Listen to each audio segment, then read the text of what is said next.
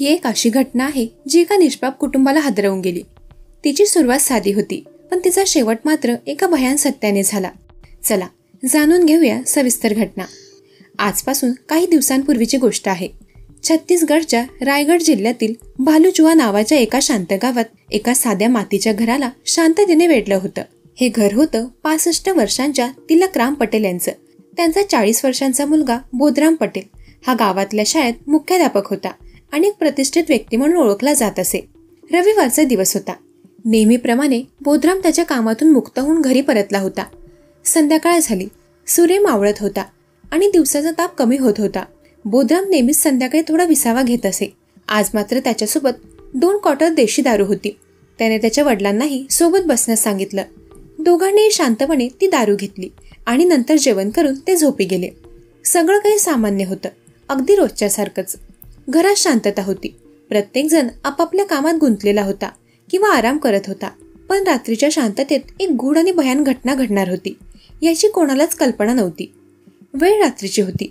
साधारणपणे 11 वाजले असतील. घरात शांतता होती, पण अचानक ती शांतता भंग झाली. बोधरामला अस्वस्थ वाटू लागलं. त्याला पोटात असह्य वेदना होऊ लागल्या आणि त्याला उलटी झाली. त्याच्या वेदना इतक्या वाढल्या की तो कळवळू लागला. त्याच्या पत्नीने त्याला लगेचच उठवून पाणी दिले. ती काहीतरी करणार तोच बाजूला झोपलेले त्याचे वडील तिलकराम यांनाही त्रास सुरू झाला. त्यांनाही पोटात वेदना होऊ लागल्या. एकाच वेळी घरात 2 व्यक्तींना असा अचानक त्रास झाल्याने कुटुंबातील सदस्य घाबरले. घरातील वातावरण अचानकच तणावाचं बनलं. बोधरामची पत्नी आणि इतर सदस्य गोंधळले. काय करावं हे त्यांना सुचत नव्हतं. वेळ खूप कमी होता. दोन्ही बाप लेक वेदनांनी तळमळत होते. कुटुंबियांनी क्षणाचाही विलंब न लावता त्यांना तातडीने जवळच्या खरसिया सिव्हिल हॉस्पिटलमध्ये नेण्याचा निर्णय घेतला. पण रात्रीचा वेळ, गाडीची सोय नाही. अशा परिस्थितीत त्यांनी कसं तरी एका वाहनाची व्यवस्था केली आणि त्यांना घेऊन रुग्णालयाच्या दिशेने धावले. वाटेत बोधराम आणि तिलकराम यांची स्थिती आणखी बिघडत होती. ते वेदनांनी कणत होते, बोलू शकत नव्हते. त्यांची अवस्था बघून कुटुंबियांच्या डोळ्यात अश्रू वाहत होते. त्यांना फक्त एकच आशा होती की डॉक्टर त्यांना वाचवतील. पहाटेच्या सुमारास ते रुग्णालयात पोहोचले. डॉक्टरांनी तात्काळ तपासणी सुरू केली. बोधराम आणि तिलकराम यांची नाडी हळूहळू बंद पडत होती. त्यांना विषबाधा झाल्याची लक्षणं दिसत होती. डॉक्टरांनी त्यांना वाचवण्यासाठी खूप प्रयत्न केले, पण नियतीला काहीतरी वेगळंच मंजूर होतं. उपचारादरम्यान दोघांचाही एका पाठोपाठ मृत्यू झाला. रुग्णालयातील डॉक्टरांनी जेव्हा हे सांगितलं तेव्हा कुटुंबावर दुःखाचा डोंगर कोसळला. काही तासांपूर्वीचं हसतं खेळतं घर अचानक स्मशानासारखं शांत झालं. कुटुंबातील सदस्यांनी हंबरडा फोडला. हा अचानक झालेला मृत्यू त्यांना स्वीकारता आला नाही. त्यांची एकच शंका होती, हे सारं त्या देशी दारूमुळे झालं असावं. त्यांनी पोलिसांना या घटनेची माहिती दिली. पोलीस निरीक्षक घटनास्थळी पोहोचले. त्यांनी कुटुंबातील सदस्यांची चौकशी केली.